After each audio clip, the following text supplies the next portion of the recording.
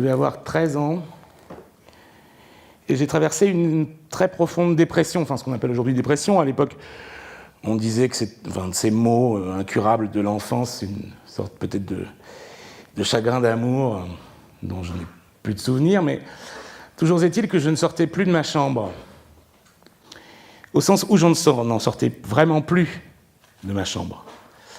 Je refusais d'en sortir, j'y ai passé près de 8 mois, ce qui était extraordinairement long pour ma mère, et parce qu'on essayait de m'envoyer à l'école, et évidemment, je retournais dans ma chambre, de façon indéfectible, tous les jours, et je n'en sortais plus, mais je n'y faisais absolument rien.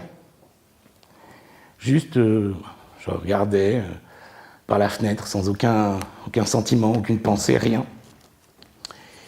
Jusqu'à ce que, un de ces miracles de l'existence, je lise dans une anthologie de poésie française, parce que je devais bien m'ennuyer, donc je devais quand même prendre les livres qui se trouvaient à ma portée, la prose du Transsibérien.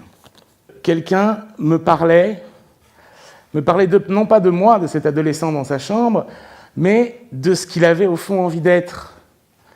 C'est-à-dire de l'aventure, de Moscou, de quelque chose de différent.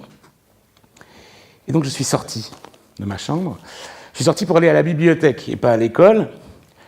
Bibliothèque de Niort, qui n'était pas encore une médiathèque moderne, et donc ne possédait pas le latin mystique de Rémy de Gourmont que je cherchais.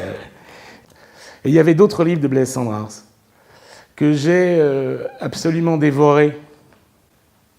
Célébrons donc Blaise Cendrars, ici, à Guéret. Ce plaisir de la littérature, c'est un plaisir solitaire, mais comme tous les plaisirs solitaires, c'est juste la préfiguration d'un plaisir à plusieurs.